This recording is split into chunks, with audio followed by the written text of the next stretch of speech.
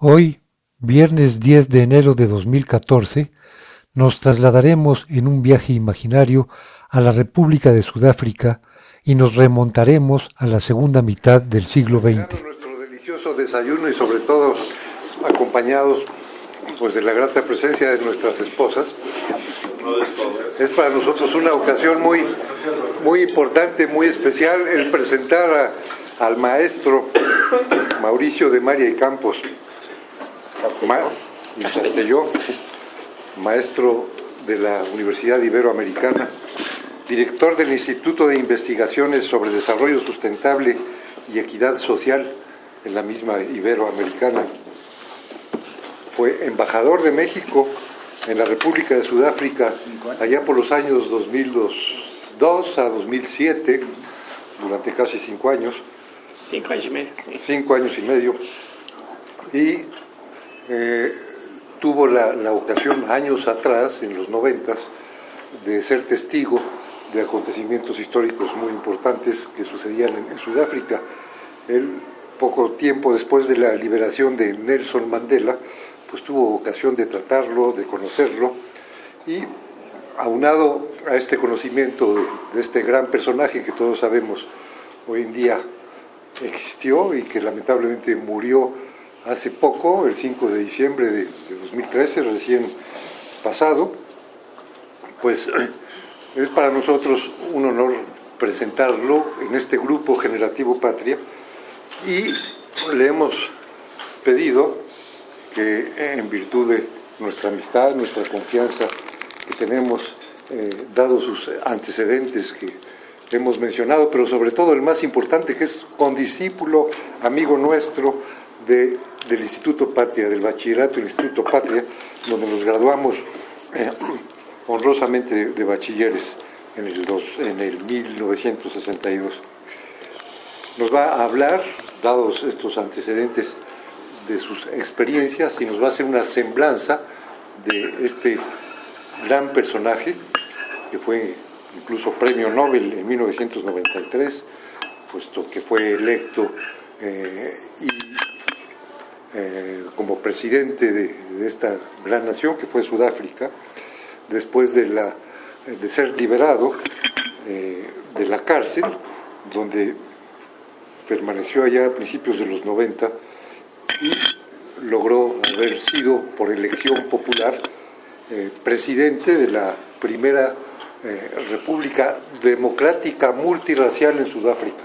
Creo que está por demás el ahondar más sobre el tema, puesto que tenemos aquí al experto, al conocedor del personaje, y dados sus experiencia en los campos diplomáticos, nuestro amigo Mauricio de María y Campos, maestro de la Universidad Iberoamericana, repito, va a platicarnos de sus experiencias sobre la semblanza de Nelson Mandela. Por favor, Mauricio, toma la palabra.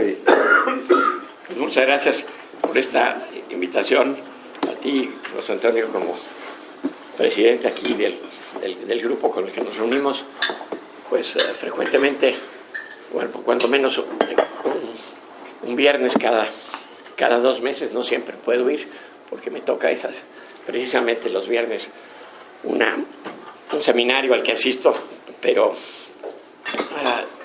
creo que de todas maneras, pues cuando voy y me puedo escapar o porque se cansa el seminario por cualquier otra razón, siempre me da mucho gusto volver con los amigos.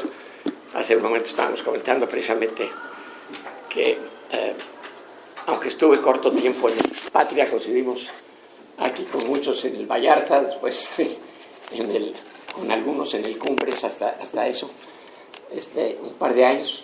Yo después me fui a una escuela jesuita en Estados Unidos y allí hice todo mi high school en Massachusetts, y cuando regresé, bueno, pues donde podía regresar y no perder más años, porque la revalidación siempre era difícil en esa época en los estudios en el extranjero. Entonces, gracias a algún pariente, el padre Torruella, logré poder entrar y tomar a título de suficiencia mis exámenes para el primer año, y después ya plenamente cubrir el segundo año con muchos de ustedes. Y comentamos hace un momento precisamente toda esa experiencia que tuvimos, pues no solamente en términos de estudios, sino que yo creo que algo que fue muy importante fue la actividad cultural, extracurricular, social, las obras de teatro que poníamos, en fin, las carreras de coches, ahí, que nuestro buen amigo ya muerto, Nacho Madrazo, se encargaba en promover las competencias por precisamente la sociedad de alumnos, en donde yo, que tenía algún interés político, y por algo después entré al gobierno y a organismos internacionales, me probé primero, pero porque precisamente el compañero Klamroth, que encabezó la planilla verde, me dijo, oye, ¿quieres entrarle aquí a lo de la sociedad de alumnos? Sí, siempre me ha gustado esto, pues órale. Y me acuerdo que yo era el candidato a tesorero, no sé qué hubiera hecho si hubiéramos ganado. No había ninguna posibilidad de ganar. Ganó la planilla roja y blanca, ¿no? Sí, pero... Con Ángel Portilla. Con Ángel Portilla. Ángel Portilla, claro. Pero estaba el Azul y Oro, que era muy fuerte, donde estaba Casares, donde estaba Nacho Madrazo, precisamente ya difunto, como expresidente, y de ahí empezamos toda una relación también que nos condujo a muchos de nosotros a la política. Y bueno, ¿para qué les digo? Como ya comentó ampliamente José Antonio,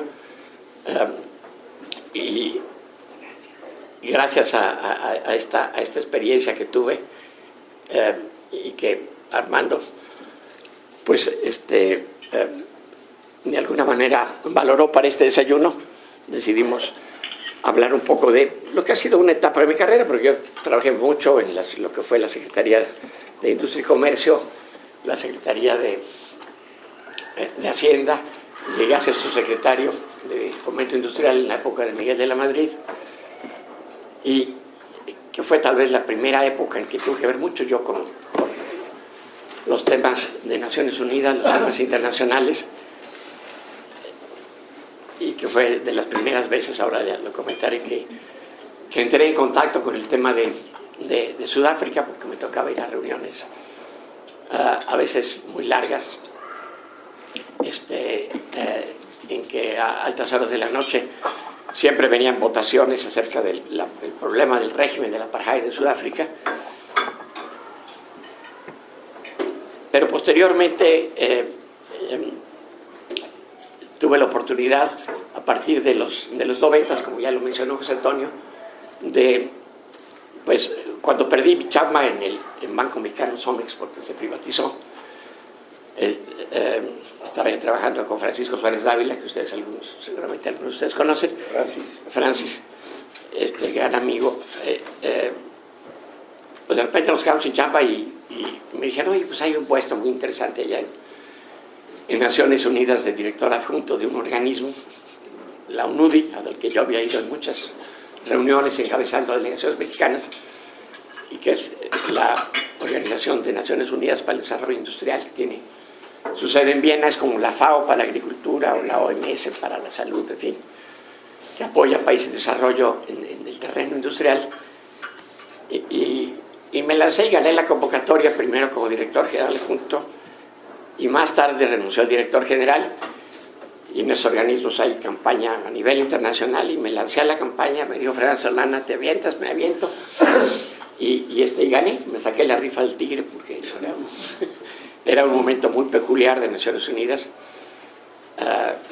justamente porque acababa de caer el muro de Berlín, el colapso soviético. Entonces todo el mundo que habíamos conocido durante muchos años, durante muchas décadas, cambió totalmente. No pasamos en esos momentos al mundo unipolar, como se ha dicho, con toda la fuerza que tenían en esos momentos Reagan y la señora Thatcher, en fin.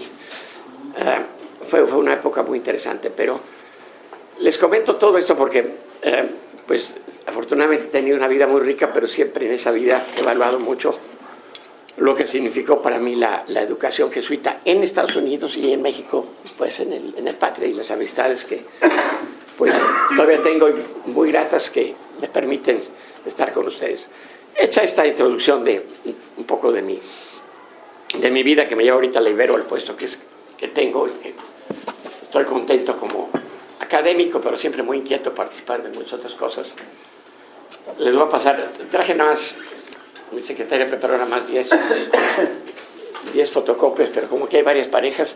Este es un artículo que precisamente escribí apareció ahora con motivo de la muerte de Mandela, y que es un artículo más íntimo, le llamo Querido Madiba, porque es una carta que le escribo a Mandela, recordando algunas cuestiones.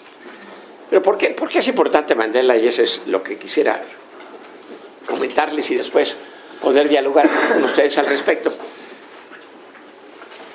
Bueno, es decir, si fueron más de 90 presidentes, primeros ministros a su sepelio ahora, y simplemente Estados Unidos, pues no solamente fue Obama, sino todos los expresidentes desde Carter en adelante, ¿verdad? Pues fue por el hecho de que es para mí uno de los grandes estadistas del siglo XX, tal vez uno de los mayores estadistas del siglo XX. Lo comentábamos en un programa de radio con Leonardo Curcio el otro día. Y creo que hay tres características que lo distinguen. La primera es el hecho de que es un gran estadista. Podemos pensar en muchos personajes que ha habido, en Churchill, en Kennedy, en fin, en Gandhi, etcétera. Generalmente son, una primera gran característica es que saben inspirar a un pueblo, ¿verdad? Y eso no es fácil, porque hay que inspirar moralmente, hay que inspirar con valores, pero con valores que sean compartibles, y hay que hacerlo además con el ejemplo. No se vale simplemente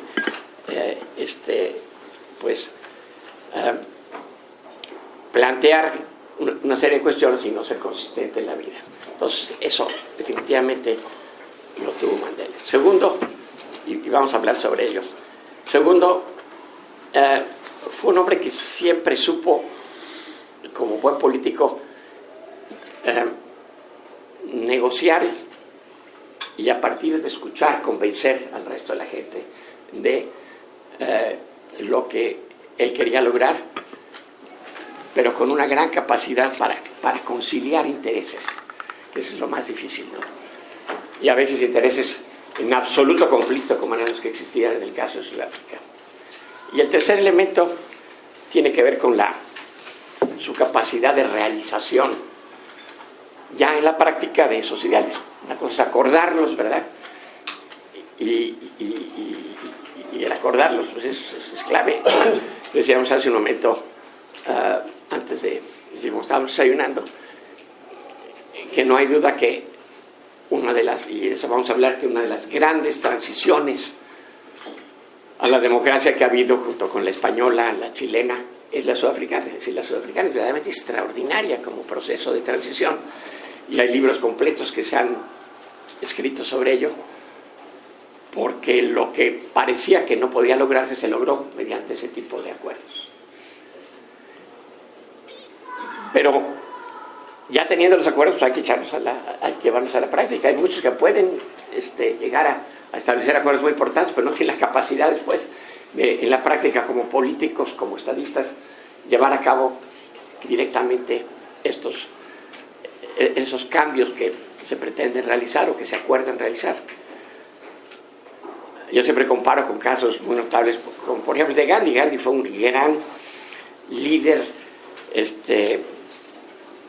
hombre que a partir de un concepto moral y de no violencia, ¿verdad?, logró lo que logró en la India, pero él lo que logró fue fundamentalmente inspirar y movilizar a toda la gente.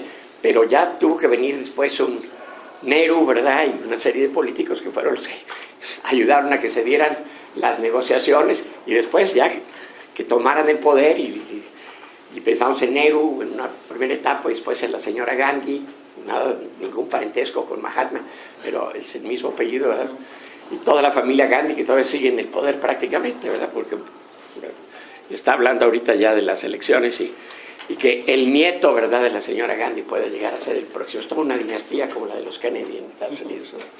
Pero con todo un proceso de aprendizaje. Entonces, estos tres cuestiones me parece que son fundamentales. Ahora, lo que yo quisiera es, no puedo evitarlo, como lo verán por este articulito, esta carta, ligarlo a lo que fue mi conocimiento o mi contacto directo con el tema de Mandela. En realidad sabemos muy poco sobre África, prácticamente nada.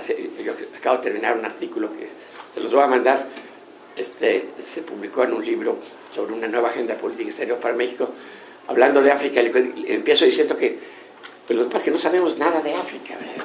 Está muy lejano por razones históricas y porque, bueno, fue un continente que estuvo colonizado hasta hace 50 años. Es decir, los países que más tiempo llevan independientes son países que llevan, como Ghana, 54 años, ¿verdad? Piensen cómo estaba México 50 años después de la independencia, ¿verdad? Todavía con luchas intestinas hasta que no llega prácticamente Porfirio Díaz, empieza la estabilidad. Bueno, ya con Juárez legalmente, por supuesto. Pero a lo que me refiero es que creo que es muy importante considerar que en esta materia pues lo que cuenta finalmente es pues la evolución de los pueblos y cómo con sus líderes que sí hacen la diferencia pueden llegar también a hacer la diferencia a la hora de construir un país y de gobernar. Mis primeras referencias entonces respecto a África tienen que ver, y más concretamente respecto a Mandela, tiene que ver cuando yo me fui a estudiar después de salir de economía en la UNAM. Me fui a estudiar mi maestría a la Universidad de Sussex en Inglaterra. Y estando en Inglaterra, precisamente yo llegué unos días antes de Tlatelolco, 68. Allá me enteré por los periódicos lo que había pasado en Tlatelolco y bueno, fue la gran sorpresa.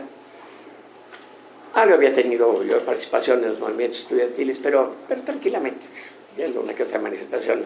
No comulgaba yo con muchos de los planteamientos, pero sí con los alborotos en la época. Y cuando llegué allá, entonces, me encontré con los primeros, bueno, no solamente sudafricanos, sino una situación que estuvo muy cercana a la de Sudáfrica, pero que tuvo precisamente un desenlace totalmente distinto al de Sudáfrica. Fue la de la antigua Rodesia, hoy Zimbabue y Zambia, en donde también había un régimen blanco, pues racista, que se fue desarrollando durante mucho tiempo, con una población todavía más pequeña blanca, porque Sudáfrica tiene pues un 10% de población blanca, pero un país como Rodesia tenía un 2-3% de población, pero ese 2-3% controlaba absolutamente toda la sociedad. Entonces, estando yo allá como estudiante, me tocó, todavía recuerdo mis primeras conversaciones con un rodesiano, un estudiante que había sido expulsado por sus acciones democráticas en Rodesia y le habían dado asilo en Inglaterra. Había ido a la London School of Economics y después de eso se fue a la Universidad de Sussex, donde yo estudié, y fue mi primer contacto, que me empezó a platicar de los luchadores por la independencia, pero particularmente del caso de Mandela. Ya para entonces, en el país vecino era visto como una gran leyenda. ¿Y por qué? Pues porque había sido una gente que desde su niñez había sido una gente con personalidades muy particulares y había construido entonces poco a poco esa imagen de un líder y de un líder moral. Mandela nace de una familia real, de uno de los grupos indígenas más importantes, de los Xhosas, allá en una zona cercana a Ciudad del Cabo, y nace pues en plena Primera Guerra Mundial, que ahora va a cumplir 100 años precisamente de iniciada este año.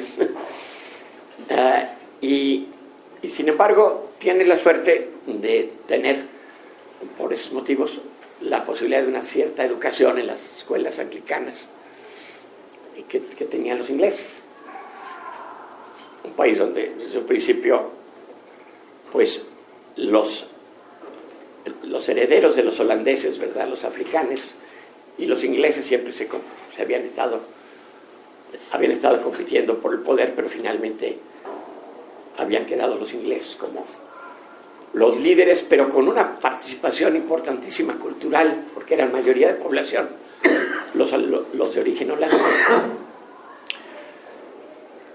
Esto se había definido en 1902 como un gran tratado, que de ahí parte después lo que es la Confederación de Sudáfrica y la primer país independiente realmente de África. Pero Mandela entonces tiene una educación ya en una escuela anglicana y siempre tuvo, además, y quiero mencionarlo, creo que lo comentamos con Oscar en alguna ocasión, un elemento espiritual muy importante en toda su formación, ¿no? Y justiciero, y era un muchacho que desde el principio sabía pelear por lo suyo, ¿no? Dentro de la localidad, pero pues en una situación en la que obviamente los africanos no eran atendidos adecuadamente en ningún sentido, los negros, en términos de educación, salud, etcétera. Pero donde todavía no estaba dada la situación más grave del régimen racista que se dio después. Si simplemente era el régimen colonial y los negros estaban abajo y los blancos arriba, pero desde entonces empieza a haber problemas precisamente por situaciones de abusos de derechos humanos, etcétera, y él va y estudia derechos. Es uno de los pocos sudafricanos también que tiene la posibilidad de entrar a lo que fue la universidad, bueno, todavía existe la Universidad de Fort Hare, que era la única universidad a la que se permitía que llegaran atletas que no fueran blancos, y aquí digo negros o gente de origen indio, también muy, muy importante, los indios y los malayos que llevaron respectivamente los ingleses y los holandeses a Sudáfrica desde sus dominios en las Indias, ¿no? La India y Indonesia, Malasia, ¿verdad?, en el caso de los holandeses. Entonces fue realmente un curioso desarrollo el de Mandela, porque pudo entonces estudiar Derecho, y al estudiar Derecho empezó desde un principio, porque él venía de este grupo de los Xhosas, que de alguna manera era minoría también dentro de los diferentes grupos indígenas. Y lo que pudo hacer fue iniciar una carrera como abogado muy distinguida, viendo asuntos como cualquier otro abogado, pero al mismo tiempo se entusiasmó con todo el tema de los derechos humanos. Pero le pedían que defendieran la situación pues de negros que habían sido abusados, o que les habían quitado sus tierras, o que había pasado esto y lo otro. Y después se acercó mucho precisamente con ese otro gran luchador que es Mahatma Gandhi, que como abogado también vive en Sudáfrica y da ahí sus primeras peleas, porque también los indios que habían traído al cultivo de la caña, los ingleses y demás, pues estaban siendo abusados. Y de ahí empieza su carrera política, y es pues prácticamente de los fundadores de lo que fue, los fundadores en segunda generación de lo que fue el Partido del Congreso Nacional Africano, que es que desde un principio es muy interesante, se forma como un partido que va a representar los intereses no solamente de la gran población negra mayoritaria, por supuesto, el 80%, sino también de los mestizos o mulatos, ¿verdad?, que es otro 10%, y de algunos blancos que ya desde entonces tenían otros, estaban en sindicatos, estaban en diferentes grupos y peleaban por un África en que pudiera darse el voto a toda la población. Porque desde un principio, cuando se crea la Confederación Sudafricana, después bajo el dominio de los ingleses, los únicos que tenían el voto eran la población blanca. Y por eso mismo, desde un principio hubo diferencias, inclusive con Inglaterra en muchas ocasiones. Y Mandela, entonces, para no hacer el cuento demasiado largo, pero de eso me empecé a enterar a través de mi amigo Suman Morar, que les platico, y ahora estoy escribiendo algo un poco más de detalle sobre todos estos recuerdos personales. Me llevo a probar los primeros chilosísimos curries allá en Londres. Me dio una enchilada. Yo le decía, no, es que yo soy muy bueno. En México nos gusta mucho el chile. Pues bueno, me tomé uno de esos curries y no les platico la que pasé, sobre todo la mañana siguiente, ¿no? Pero en fin, creo que, pero de lo que sí me pude percatar es que esa filosofía de lucha por los derechos civiles se dio desde muy pronto y se expandió también a los países de los alrededores, y que lo que iba a suceder después es que se iba a dar toda una carrera política que llevaría a Mandela entonces a ser uno de los líderes del Partido del Congreso Nacional Africano, pero siempre con una perspectiva, como digo, más amplia. O sea, todos los que están a favor de que haya un voto por persona fueron uniéndose al movimiento. Y sin embargo, es un momento en que Sudáfrica empieza a convertirse en lo que es hoy, pues, el principal país económicamente poderoso de África. Es decir, un 50% del comercio de África todavía hoy en día está representado por Sudáfrica. Una tercera parte del Producto Interno Bruto, pero ya Sudáfrica llegó a ser un país bastante industrializado ya desde los 40s, 50s. ¿Por qué? Por su gran riqueza, primero que nada minera, uno de los países más ricos en términos mineros del mundo, con muy buenas tierras para el cultivo, y donde se pudo convertir Sudáfrica, pues, el primer país productor de diamantes, luego de oro, platino, pues posiciones que ya no es el primero en algunos casos. El platino sí es el número uno, el 80% del platino del mundo que va a los convertidores catalíticos que se utilizan en los automóviles, en los escapes de los automóviles, viene de Sudáfrica. O sea, es un país muy rico, pero por eso mismo jugó un papel muy importante para el gobierno, que dominaban entre ingleses y africanos, que fueron abandonados por los holandeses, pero se convirtieron. El afrikáner es un idioma derivado del flamenco holandés, pero ya hoy en día con un 20-25% de palabras muy particulares que unieron términos ingleses, alemanes, de todos lados. Bueno, pero lo que quiero decirles es, mis primeros contactos fueron escuchar, y aprovecho para platicarles un poco de la historia de Mandela, que ya sea en su libro, que se lo recomiendo, que lo acaban de hacer película, que se estrenó en Londres precisamente, el Long Walk to Freedom, en su autobiografía, y que ha producido tantos derechos que ahora sus hijos y sus familias están peleando, lo habrán visto, que es una tristeza, en los periódicos por los derechos, porque bueno, la película parece ser que va a ser otro éxito basado en su libro, ¿no? Y eso sí era muy bueno para registrar sus derechos y todo lo demás. Entonces, pero yo creo que es una de para mí es de las mayores autobiografías. Pero también hay muchos biógrafos, como Anthony Sampson, para mí es la mejor biografía, es lo que llaman la biografía autorizada de Mandela, si quieren. Podemos circular por ahí los libros. Y en fin, pero como estos, nada más me traje 3 ejemplitos, pero tengo como unos 12 libros sobre Mandela.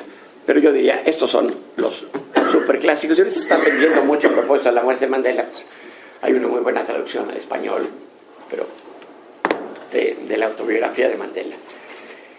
Y uno lo que puede darse cuenta es entonces que eso que me tocó a mí vivir fue muy, muy importante. Esos primeros contactos, porque yo como platicaba con mis otros amigos mexicanos, nadie sabía ni nada acerca de lo que estaba pasando allá. Después, ya como voy a dar un salto mortal en mi caso, y ya después que regresé a México de maestría, que entré al gobierno mexicano, fue cuando empecé, primero como funcionario, estuve en el CONACYT, pero más que todo en industria y comercio. Me tocó ir a las primeras reuniones internacionales, pero ya estamos hablando entonces de los 70s, en donde había transcurrido una larga época en que Mandela había armado pues toda, junto con, no es solito que lo hace por supuesto, él es el líder, pero hay gentes como Oliver Tambo, así se llama el aeropuerto de Johannesburgo, como Walter Sisulu, en fin, una serie de políticos muy importantes que hicieron todo el equipo que estuvo peleando constantemente desde adentro por esa sociedad igualitaria, esa sociedad democrática, pero en una época que se volvió terrible, porque todo aquello que por tradición, por costumbre, había implicado dominación de los blancos respecto a todo el resto, como también sucedió un poco en Estados Unidos, pero en menor grado. Fíjense ustedes, en 1947, ya terminada la Segunda Guerra Mundial, derrotado el nazismo y el fascismo, es cuando se establece el régimen duro del apartheid. Antes era simplemente pues, de tradición. Pero justamente, como lo saben además muchos abogados, ese es el momento en que entra en crisis ese modelo, el que se revela a la gente, en que, bueno, pues es la hora de tratar de poner leyes. Y se desarrolla toda una doctrina muy basada en una visión de la Iglesia reformada holandesa, muy cercana a la Biblia, pero con interpretaciones muy particulares, de superioridad de la raza blanca respecto a todas las otras. Que además había argumentos como el de que desde el arca de Noé, acuérdense, la Biblia, por un lado entraban las parejas de elefantes y las parejas de leones y las parejas de gacelas y las parejas de esto y lo otro, y viven muy, muy bien todos separaditos, ¿no? No es necesario que la gente viva junta, que todos... Había habido hasta problema para reconocer que tenían alma los negros, ¿no? ¿Qué pasó aquí en un momento dado? La colonia, pero Bartolomé de las Casas, por cierto, reivindicó al indígena, pero nunca al negro. El negro siempre se le consideró distinto, ese no tenía alma, el indígena sí tenía capacidad de ser redimido, ¿no? Entonces, ¿qué pasa en 47? Llega el régimen más extremista, que había estado muy cercano, tanto en la Primera como en la Segunda Guerra Mundial, con los alemanes. Habían estado divididos internamente en la Primera y en la Segunda Guerra Mundial. Los de origen holandés estuvieron mucho más cerca estuvieron muy tentados a pelear a favor del nazismo, mientras que los de origen inglés estaban pues obviamente del otro bando. Y hay películas sensacionales sobre esa época, ¿no?, que les puedo recomendar después, que muestran la situación tan compleja que había en la sociedad, pero como quien dominaba políticamente eran los ingleses. Entonces jugó siempre Sudáfrica las dos guerras en el lado de los ingleses. Pero en 47, repito, entonces llega un grupo súper extremista, muy inspirado religiosamente, que dice, no, en este país no podemos permitir que empiece a cambiar las cosas como empezaban a cambiar en los países africanos, los procesos de independencia que empezaron a darse después de la Segunda Guerra, con Nasser en Egipto y con Nkrumah en el caso de Ghana, empiezan los primeros procesos de independencia.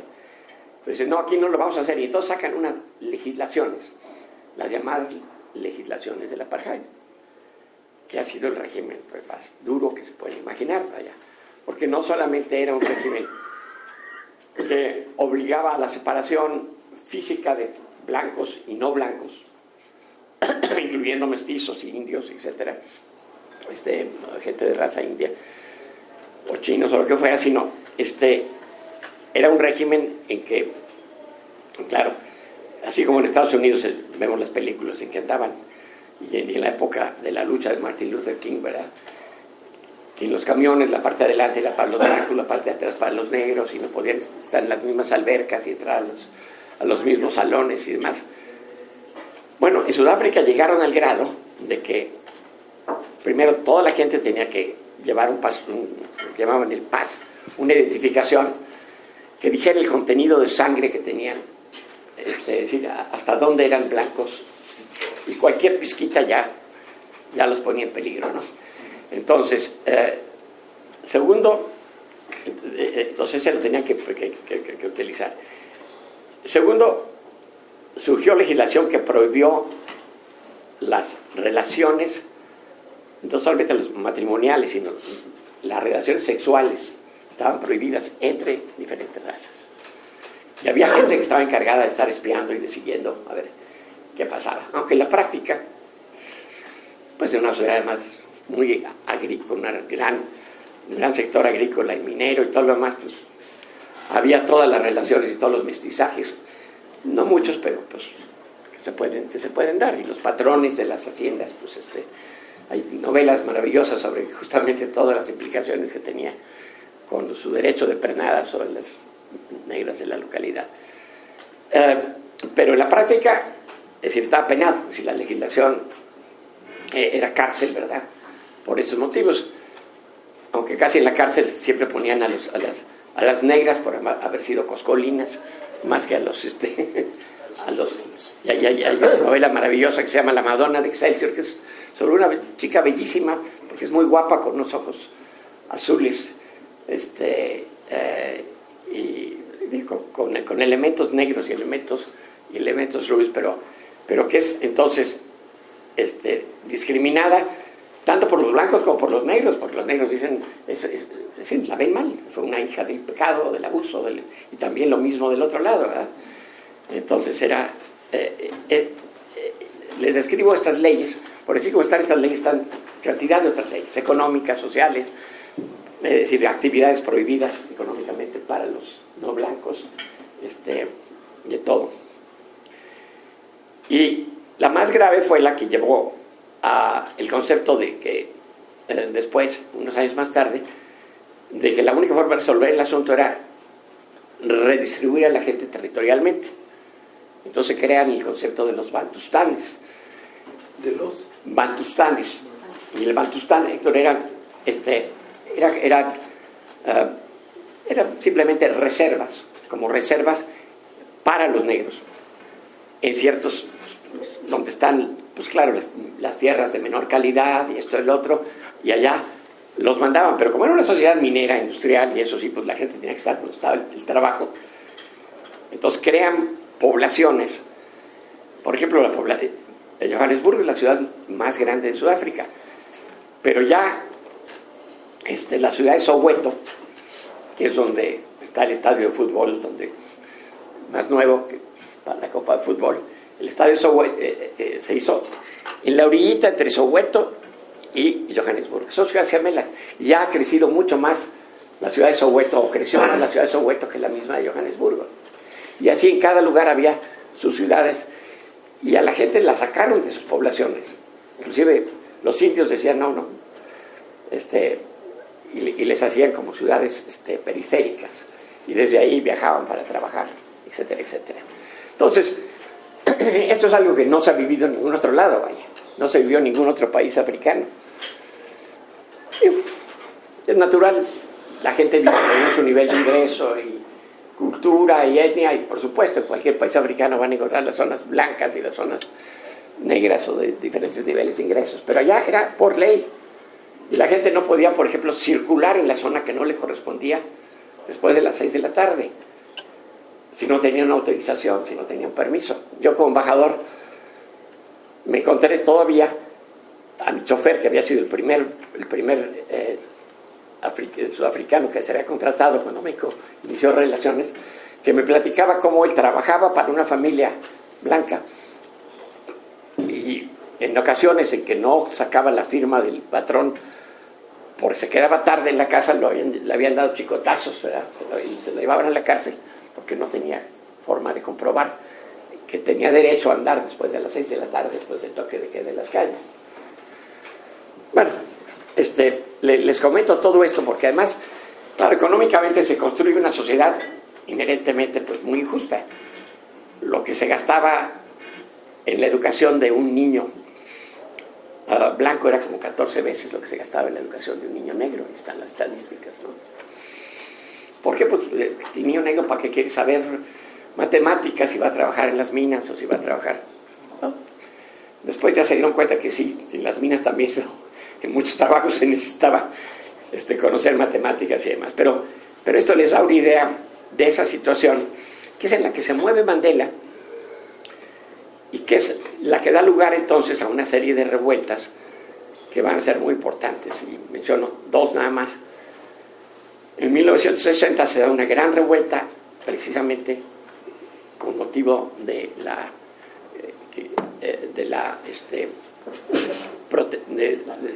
protestaban por la necesidad de usar el famoso pase, que era discriminatorio y que tenían que traer puesto todo el día para circular.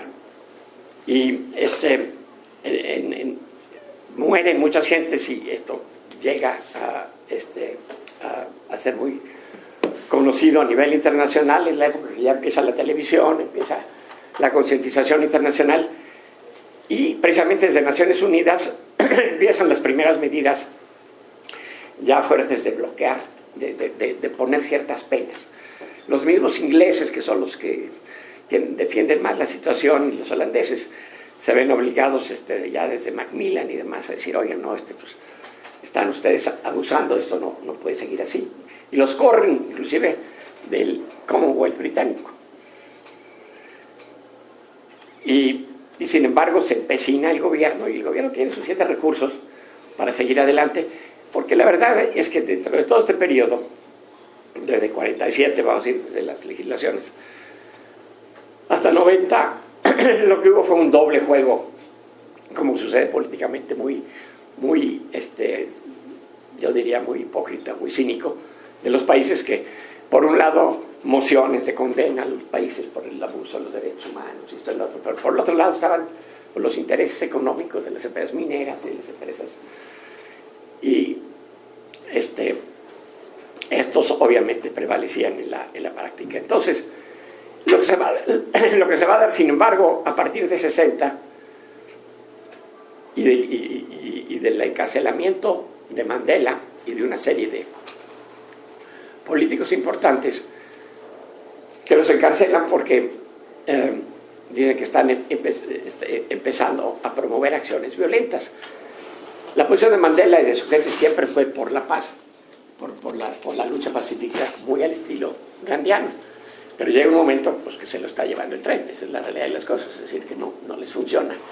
Y entonces cuando existe un grupo que dice, no, pues tenemos que defendernos, cuando menos, si es que no seguir el patrón de otros países africanos donde hay movimientos armados, y se crea una facción armada que jugó su papel, en la que Mandela ciertamente no solamente toleró, sino en un momento dado, francamente, la apoyó, pero nunca se identificó con ella.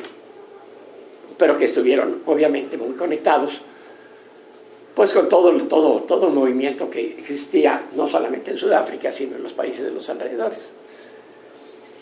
Y eso lleva entonces a que con una gran persistencia Mandela, desde la cárcel, donde estuvo, como sabemos, 27 años, y se dice fácil, ¿verdad? Y 15 años en reclusión total, que no podía tener derecho ni a libros. Gracias a la Cruz Roja Internacional lograron meter una pequeña cliniquita ahí en la isla de Robben, y en la isla llevaban libros. Y ya entonces Mandela se distinguía porque algunos le llevaban libros pues, sobre Marx y esto, y él decía, no, eso no me interesa. Tráigame libros sobre poesía africana. ¿Pero por qué? Porque yo voy a ser presidente. Y el día de mañana, y tengo que entender a la gente que voy a gobernar. Y ellos serán minoría, pero son los que conducen el poder, ¿verdad? Y los que tienen la riqueza. Y eso nada más da una idea, pero al mismo tiempo dando una pelea con gente de afuera, gente que se fue exilada a Europa, y empezaron a surgir desde Europa, desde Estados Unidos, pues grupos de apoyo muy notables. Además, el que fue presidente de Sudáfrica después de Mandela, Mbeki, que fue el que me tocó cuando yo estuve como embajador, fue un hombre que estudió en la misma universidad que yo, estudió economía en la Universidad de Sussex. Nada más que él salía cuando yo llegué, de eso me di cuenta después. No fuimos compañeros de pupitre o de salón, pero sí se hablaba de él. Entonces era gente que se preparó mucho, ¿no? Que era hijo de un gran luchador amigo de Mandela, Govan Mbeki. Pero desde la cárcel lo que fue notable fue esa lucha que dio Mandela con la gente de afuera, y se fue convirtiendo en una leyenda, en parte por sus actos y en parte pues, por los mismos errores que cometieron los gobiernos del apartheid. Porque después iba a venir en 1976 la gran matanza de Soweto, ya para entonces ya con mucho más papel de la televisión a nivel internacional, que fue cuando un grupo de estudiantes, de muchachitos, protestan para que se les deje aprender en la universidad sus propios idiomas. Es un país multirracial, multilingüístico. Son 11 idiomas oficiales hoy en día. Hoy el inglés es obligatorio para todos, pero cada quien puede mantener el suyo, inclusive el africano. Y protestan porque tenían que estudiar todo en africano, era la forma de imponerlo. Está curioso porque los ingleses se dejaron en ese sentido culturalmente. Ellos manejaban económicamente, pero dejaron que sucediera. Y entonces hay esta protesta y les avientan a la policía y matan a muchos de los muchachos. Y digo, hay escenas que han salido en la televisión muchas veces de un jovencito que es cargado, ¿verdad? Después del asesinato, que cruzó esa fotografía a todo el mundo. Y entonces, ya para entonces, lo que había de protesta en Naciones Unidas, y que lo había iniciado, por cierto, la India, lo inició la India, que es muy interesante, porque protestaban porque los indios en Sudáfrica estaban siendo maltratados. Pero se va haciendo toda la cadenita, y desde entonces Mandela escribió bastante desde la cárcel, y mantuvo siempre instrucciones a todo su grupo. Una gente que jugó un papel muy importante fue la familia y la famosa Winnie Mandela, su mujer, que era su segunda esposa, pero era bravísima, muy inteligente, muy carismática, igual que Mandela, pero brava. Las mujeres pueden ser más bravas, frecuentemente, y en el caso de Sudáfrica controlaron en buena medida todo el movimiento, y ella se encarga, junto con una hija de Mandela y otras gentes, en mantener esa relación muy cercana con el resto de la sociedad, y crean, para no hacer el cuento muy largo, toda una red con el exterior, y van logrando pasar el mensaje. Es decir, el mensaje de Soweto en 76 es terrible, y entonces sí, en Naciones Unidas empieza a crecer mucho el movimiento, pero también en Estados Unidos, donde está al mismo tiempo la lucha que tienen Martin Luther King y todo el movimiento por los derechos civiles, pero también en otros países surgen movimientos similares de apoyo para conseguir fondos, etc.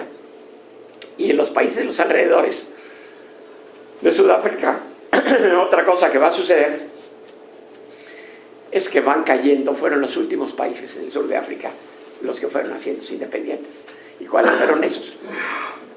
Los Mozambique y Angola, que fueron los de origen portugués, ¿verdad? Y fue el caso que comentábamos de Rodesia, que se formó también ahí un régimen independentista de Ian Smith, a lo mejor no se acuerda, pero era de la Rodesia blanca. pero que no aceptó nunca Inglaterra y los declaró parias. Entonces,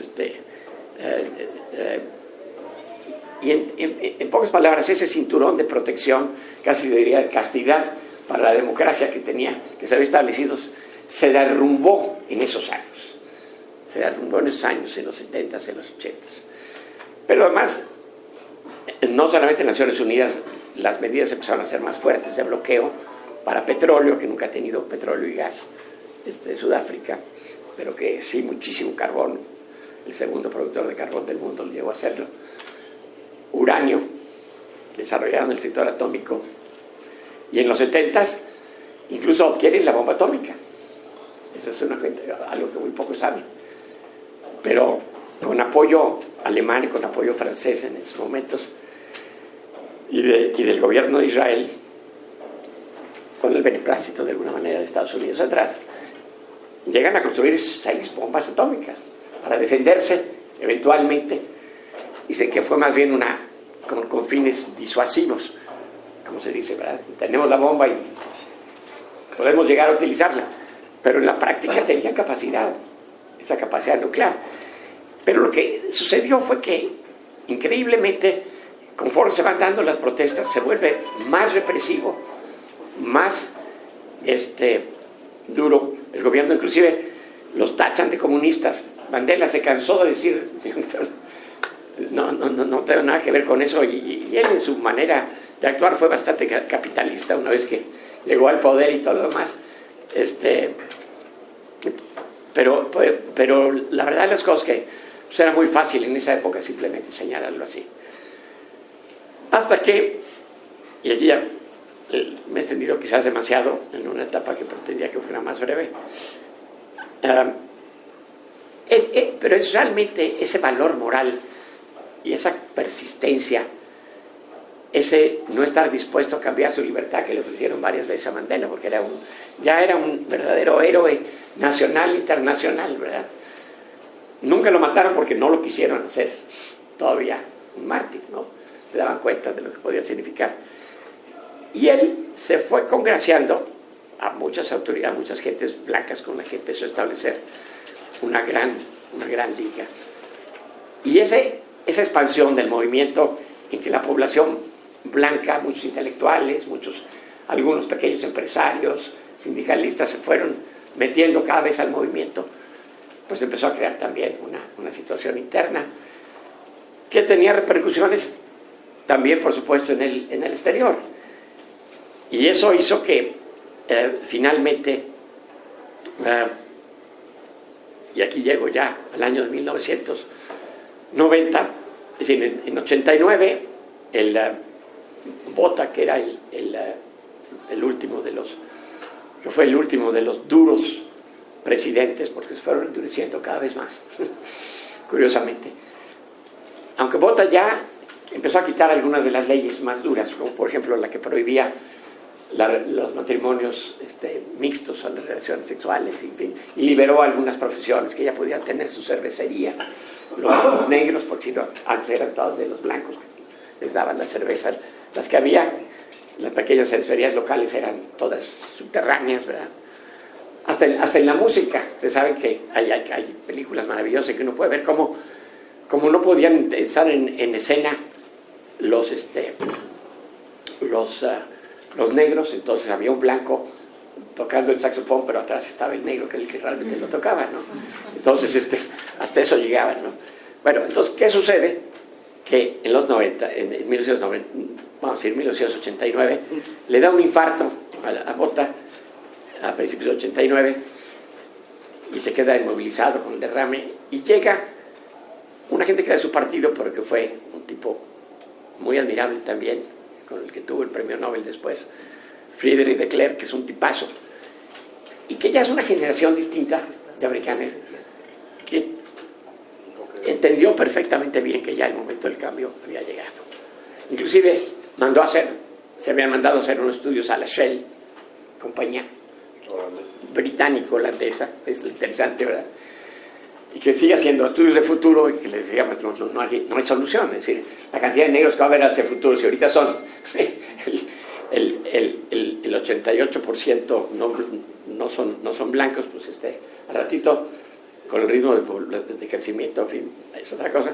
Y en el mundo es imposible que ustedes sobrevivan ya en esta situación, y con los bloqueos la economía se vino abajo, muchas empresas ya dejaron de invertir en Sudáfrica, los bancos le quitaron toda su credibilidad, sus niveles financieros, y las universidades americanas, inglesas, con sus grandes fondos, promovieron que ya no pudieran invertir en Sudáfrica. En fin, creció el asunto ya de tal magnitud que de Klerk entendió que el momento del cambio había llegado. Y había sido precedido de una serie de negociaciones en las que ya había abandonado el gobierno sudafricano la posición violenta.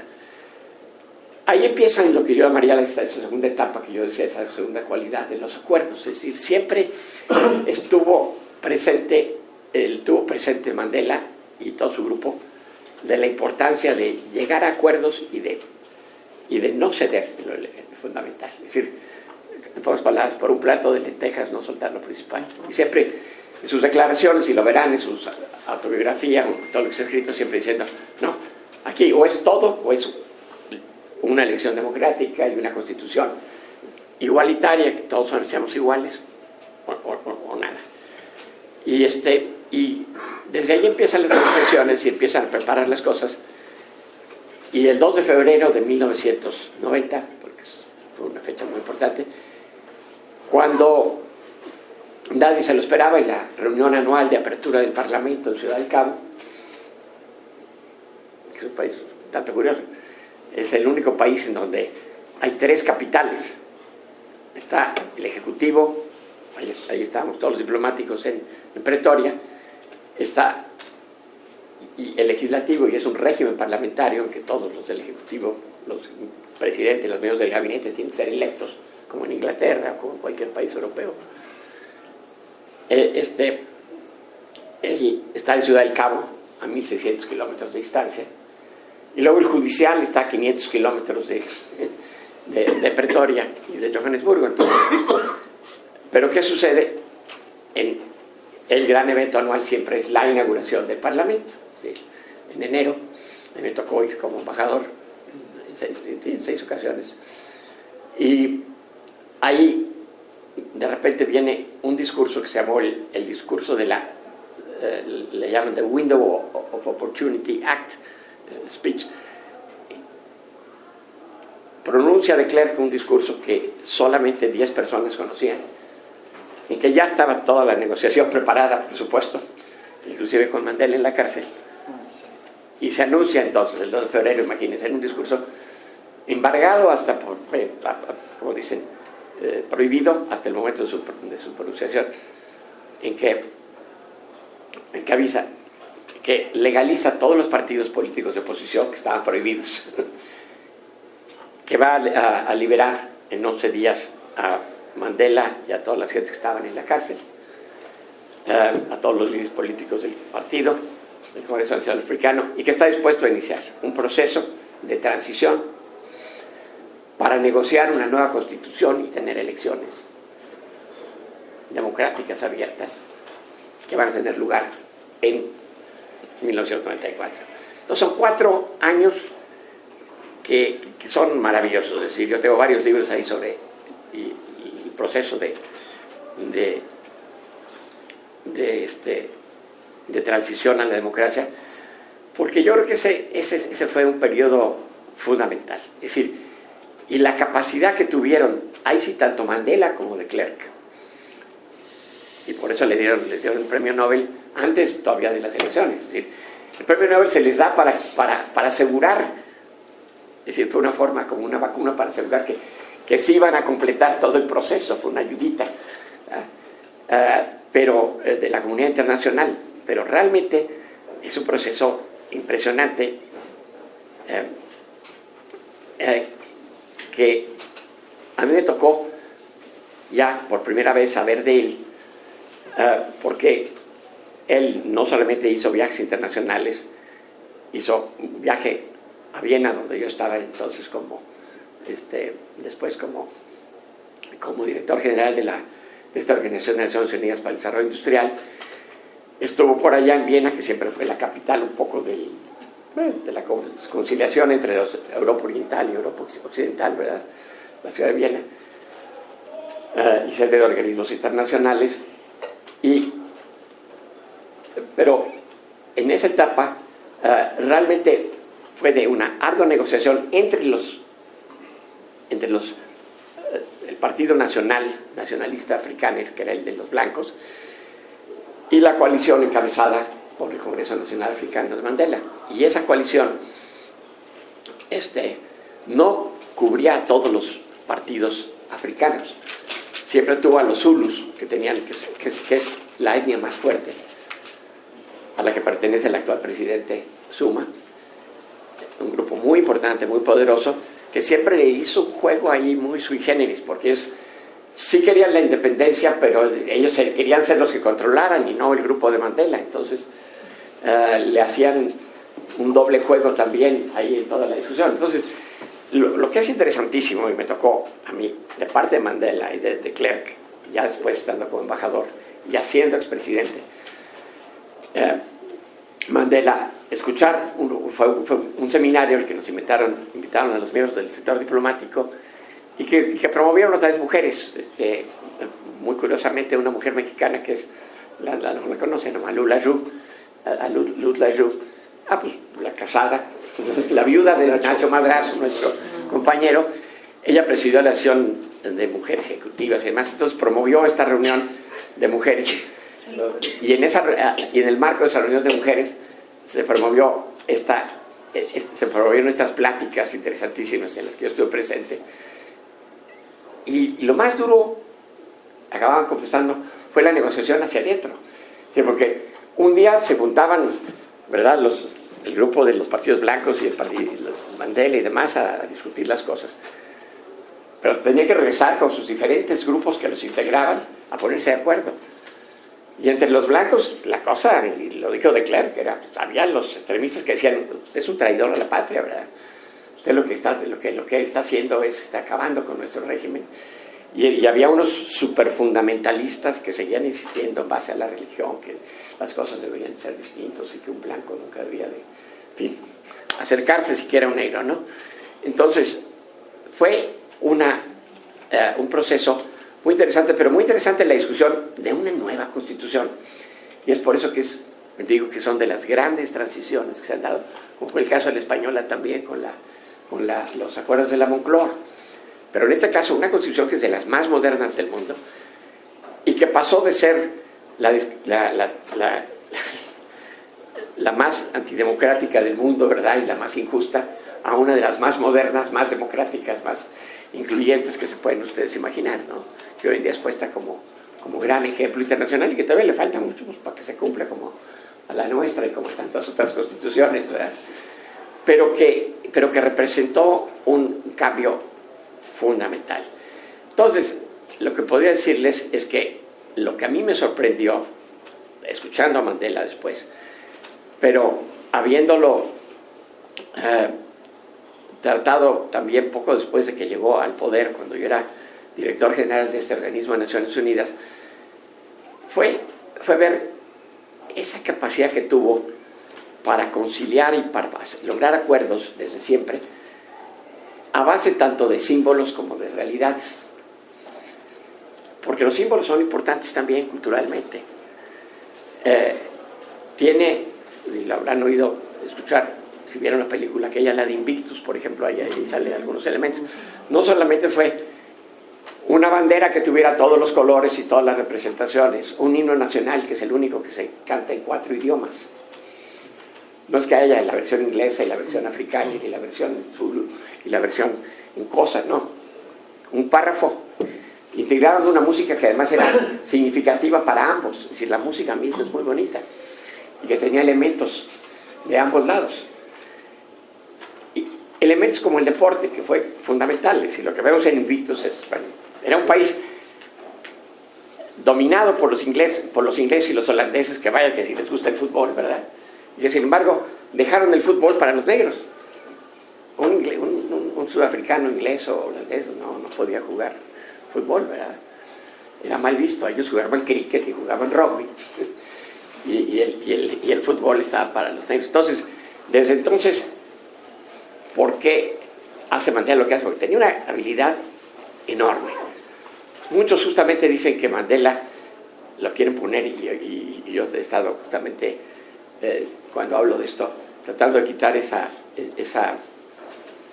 posición un poquito exagerada de que, no exagerada, yo diría, desvirtuada, de que Mandela era un ángel. No, Mandela era, como lo decía algún ayudante, y lo menciona muy bien aquí, ¿sabes? Uno de sus gentes más cercanas, no fue un santo. No hubiera podido sobrevivir y lograr lo que logró si hubiera sido un santo. Tuvo un poco de santo y un poquito de Maquiavelo también, ¿verdad? Y para poder hacer los cambios que tuvo que hacer, pues tuvo que ser muy duro y ponerse duro en las negociaciones, y después ya, del momento que llegó al poder.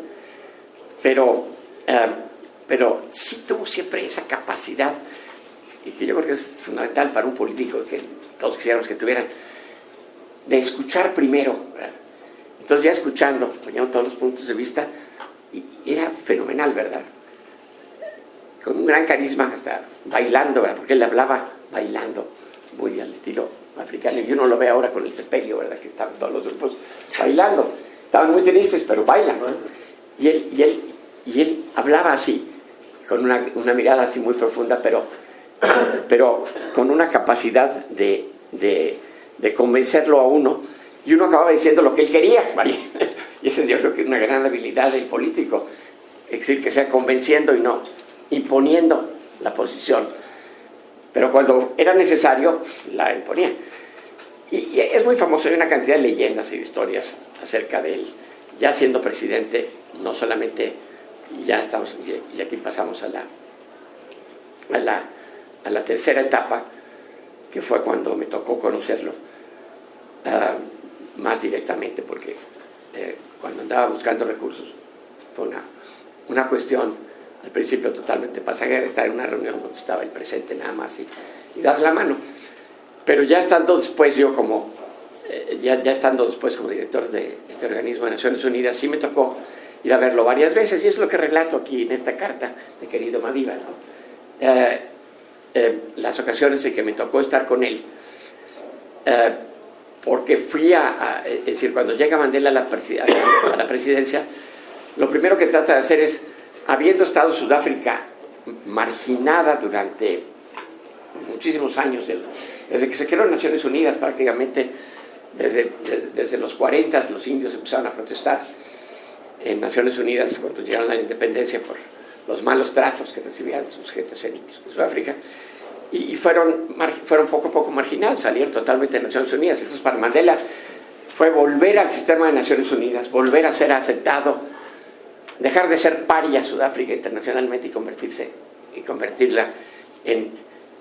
en uno de los más socorridos oradores desde que estaba todavía en la fase de negociación entre 2000 y 2004. Y luego ya como presidente, bueno, pues fue lo máximo. Pero ¿por qué? Porque pudo construir entonces esos acuerdos, pero pasó entonces a la última etapa de que pudo hacer grandes realizaciones. Y más allá de esos símbolos que yo comentaba, también hay que tomar en cuenta que, bueno, él hereda un país, pues como nos pasó un poquito cuando yo llegué subsecretario en la época de Miguel de la Madrid, después de López Portillo. Es decir, el país estaba hecho un desastre absolutamente. Había caído la economía, había caído la inversión, y un país muy rico, pues de los mismos capitales fuertes, sudafricanos, ingleses, holandeses, judíos, que han dominado mucho todo el terreno de los diamantes y todo lo demás, pues realmente se pone en una posición se había puesto en una posición ya muy temerosa respecto a inversiones, y lo que más le interesa es que se reanime la inversión interna, la inversión externa, reintegrarse a los mecanismos de Naciones Unidas, ir a hablar con los bancos, ir a hablar con todo el mundo, y su gran apoyo ahí fue en Mbeki, que era su vicepresidente. Que ahí viene otra de las conciliaciones muy importantes. A él toma la presidencia, pero antes de tomar la presidencia, de ser elegido el 27 de abril de 94, le pide, y ya con el premio Nobel compartido con de Klerk, le pide a de Klerk que se quede como vicepresidente. Y eso tiene un gran mérito de Mandela y también de Klerk, porque habiendo sido de Klerk el presidente anterior, ¿verdad?, se queda con él para darle esa integración. Esa integración que implicó integración, hasta la burocracia pues era toda blanca. Y eso lo ve uno en la película de Invictus cuando llega los primeros días y la gente del ejército, todo el mundo es blanco y hay que empezar a cambiar las cosas, pero no se pueden cambiar además de la noche a la mañana. Hay cuestiones que requieren generaciones, como la educación, para construir al nuevo ciudadano, y lo que hay es un malestar enorme. Precisamente uno de los problemas que tiene con Winnie, con su esposa, es que cuando sale, su solución es una solución mucho más extremista. Ella quería acabar con los blancos, la venganza después de siglos de dominación.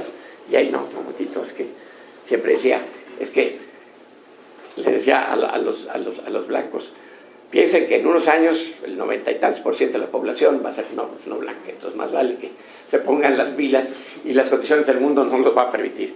Pero también le decía a los negros, piensen que el 40% más de los recursos están en manos de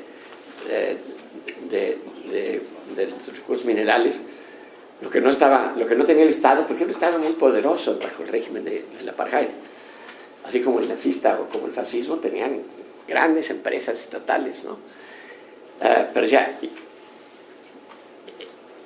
toda esa riqueza se nos puede ir y hay que integrarla. Lo que hay que hacer es sumar, no restarle a esta nueva nación. Hay que crear la nación arcoíris, ¿no? Y eso fue lo que lo llevó a cuidar mucho a los blancos. Y lo que veo en Invictus es eso, ¿no? Ese mensaje que dice, no, es que era muy buena gente. No, políticamente lo pensó mucho. Él propició precisamente, dio todo el apoyo al equipo de rugby para fortalecerlo y que pudiera ganar la Copa Mundial, ¿verdad? Y después, claro, aprovechar y estar en el estadio y entregarles la Copa, ¿verdad? Y igual después hizo, años más tarde, cuando ya fueron a conseguir la sede de la Copa de Fútbol, que 2 veces fueron, y fue Mandela con de Klerk y con el presidente Mbeki. Lo perdieron cuando Alemania dice que lo sacó. Los rumores son que hubo ahí algún cañonazo económico importante para llevarse la sede, pero ya la segunda vez se la llevó Sudáfrica para 2010, ¿no? Entonces, y antes habían sido vetados en los Olímpicos. Bueno, eso es muy interesante, porque es algo que no hay que olvidar. Y ya me pasé de la cuenta, pero México fue de los pocos países latinoamericanos que desde siempre jugó un papel en contra, es decir, denunciando el régimen del apartheid. Es decir, la política exterior mexicana, desde que se crea Naciones Unidas, fue una política que protestó contra lo que podía ser, claro, injerencias externas, es decir, desde la invasión de Italia, de Etiopía, antes de la Segunda Guerra Mundial, en la época de Cárdenas, fuimos de los primeros países que protestamos por la invasión por parte de Mussolini, y igual que protestamos por la invasión de Hitler y la anexión de Austria, ¿no? Pero más tarde, ya cuando se formaron Naciones Unidas, México estuvo siempre en esa posición, cosa que no pasó con muchos países latinoamericanos. Hubo muchos países latinoamericanos que además tuvieron dictaduras, no se diga Chile, Argentina, Paraguay con Stroessner, pero en fin, Pinochet, Brasil en su momento, que tuvieron relaciones con el gobierno del apartheid, ¿no? Y México, Colombia, hubo una serie de países, por supuesto, Cuba también, por supuesto, pero hubo un grupo de países que sí, los escandinavos, por ejemplo, fueron de los primeros. Irlanda, por su tradicional oposición a los ingleses, siempre estuvo a favor del Congreso Nacional Africano. Como se da todo esto en la política exterior, ¿no? Y esto sí nos lo agradecieron mucho a México todo el tiempo. Y precisamente Mandela pasó a México a pedir apoyo en el último año, en los últimos años de Salinas, cuando estaba por terminar el proceso de negociación ya de la Constitución y las elecciones. no se le dio ya mucho apoyo, pero siempre se le agradeció. Y cuando a mí me tocó posteriormente ya ser embajador en Sudáfrica, aunque Mandela ya entonces era leyenda y era el expresidente, sí me tocó acompañarlo muy directamente a una reunión que conseguí con Mandela. Fue una reunión, es decir, en el año 2002 yo acababa de llegar como embajador a Sudáfrica, y Mandela pues ya daba pocas conferencias porque estaba en un estado de salud pues débil, pero todavía muy fuerte políticamente y culturalmente, y con su mente muy bien. Recibía poca gente, pero conseguimos una reunión bilateral con Fox, y lo primero que le dijo es, bueno, estamos hablando de 2002, ¿no? Lo primero que le dijo fue, bueno, yo quisiera agradecer el apoyo que siempre dio el gobierno de México al movimiento del Congreso Nacional Africano y contra el régimen del apartheid. Es de los pocos países que hizo esto en América Latina. Y segundo, dijo, y usted que ha llegado ahora después de 70 años de PRI al poder, yo siempre pensé que iba a haber que una transición, cuando se hablaba de la transición a la democracia, en fin, que la transición se iba a dar de manera violenta en México, como la gente siempre dijo que se iba a dar en el caso de Sudáfrica. Y lo que comprobamos es que en Sudáfrica comprobamos que no se dio el baño de sangre que todo el mundo pensó que se iba a dar, porque logró precisamente esa capacidad de conciliación, de negociación. Entonces dijo, claro, no se compara a lo que pasó en México, que fue pues una votación, una situación muy diferente, pero eso se lo comentó a Fox, y Fox, claro, estaba muy ufano en esos momentos de que acababa de llegar poco antes al poder, y se había dado pues, esa transición.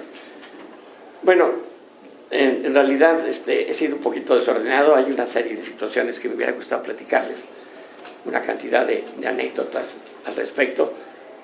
Es más, aquí en este articulito comento precisamente ocasiones en que me tocó tratarlo cuando yo estaba en Naciones Unidas y fui a visitar, por ejemplo, Mali, y me tocó coincidir en una visita que yo hacía como gran jefazo de las Naciones Unidas de este organismo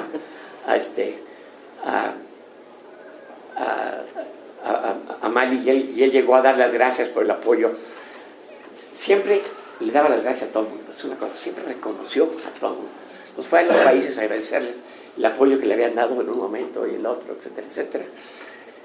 Y ahí fue la única noche que me tocó, una noche estar cenando con él, que me invitó el presidente de Mali a la cena presidencial, y estaba a un lado, y todavía, como menciono ahí bromeando, el presidente Mandela dijo, bueno, a él le acababan de regalar un toro enorme para que se lo llevara de regreso a Sudáfrica, porque entre los africanos es un símbolo muy importante de poder, el toro. Pero pues él tenía su avión, ¿no? Él tenía su Él tenía su avión. No, él tenía su avión presidencial. Perdón, él tenía su avión presidencial. Yo llegué en Air France, entonces no permiten llevar muchas cosas, pero un toro. A mí me regalaron, pero entonces dijo, bueno, ¿y qué le van a dar al director general de la ONUDI? ¿No le van a regalar algo también? Ah, pues sí, tenemos que regalar algo. Y el día siguiente me encuentro con que había recibido un chivo de este tamaño, con unas barbas muy largas, un berrendo, precioso, pero pues ¿qué iba a hacer con él, no? Entonces lo dejé encargado precisamente, que es lo que menciono en mi artículo, lo dejé encargado ahí al coordinador de Naciones Unidas, un noruego, pero al año siguiente que regresé, pregunté y me dijo, no, se comía todo, los chivos son pavosos. Así es que acabamos haciéndolo barbacoa. Y no me guardaron barbacoa congelada, ¿no? Pero ahí estuvo el asunto. Pero realmente espero con esto haberles dado una imagen de lo que fue Mandela, y volver a insistir simplemente recapitulando en esas tres grandes cualidades. Es decir, tiene las tres grandes cualidades que además una gente como Joseph Nye, que es uno de los grandes de Harvard, que estuvo aquí en México recientemente, en Libero, por cierto, desde los grandes de la ciencia política.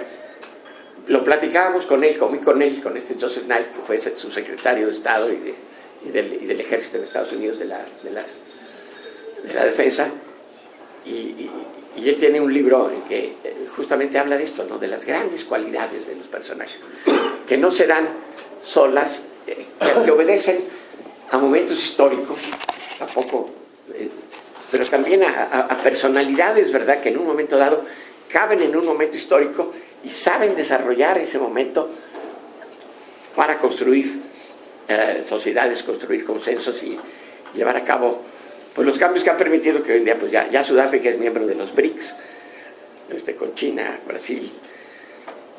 Un día Rusia le agregaron la S de BRICS, de los ladrillos, y aunque son un país mucho más pequeño, no tiene nada que hacer con los tamañotes de la China o de la India, pero creo que van bien, tienen problemas serios de los que podemos hablar en otra ocasión, que todavía no han resuelto, difíciles de salud, de los problemas todavía del SIDA y de las enfermedades, algunas enfermedades endémicas que siguen allí, a pesar de los programas locales y los que Bill Gates y otros han puesto en marcha.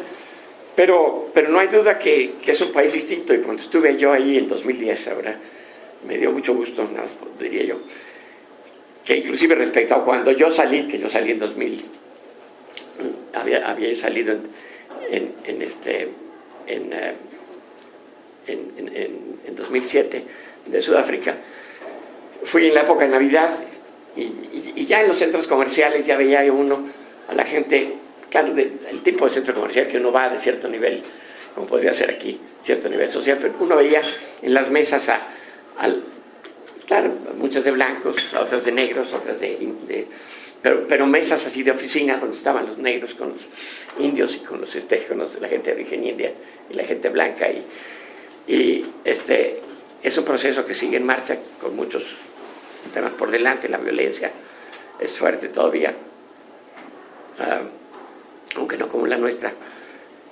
Allá es muy, muy elemental, tiene que ver más todavía con la pobreza, porque todavía tiene un problema enorme.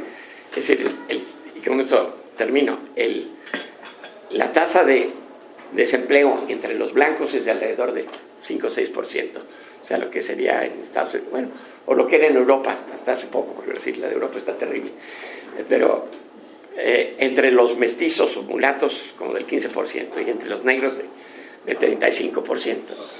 Entonces esto es un tema muy complejo todavía, por supuesto, ¿no? Y sí lo pueden llegar a matar a uno si no entrega un celular, pero no son sofisticados como para tener secuestros o extorsiones del tipo que manejamos nosotros, ¿no? Pero en fin, pero es un país muy bonito, yo creo que los más bonitos del mundo. Si no han estado, para mí Ciudad del Cabo, yo creo que está en más de 100 países, y es de esa zona de Ciudad del Cabo y todo el sur de África, desde el punto de vista del paisaje, con carreteras de primer mundo, es una maravilla, más allá de los safaris fotográficos y del Parque Kruger y todas esas cosas, ¿no? Pero sí se los recomendaría para una visita. Pues aquí termino, y muchas gracias.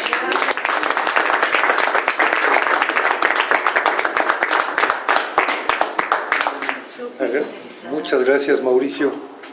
Creo que si tú tienes la amabilidad de aceptar alguna pregunta o algún comentario de los compañeros, y tienes tiempo. Para animarte a la contestación, queremos dejarte de recuerdo nuestra actuación. No sé si me las veo, por supuesto. Pero con nosotros.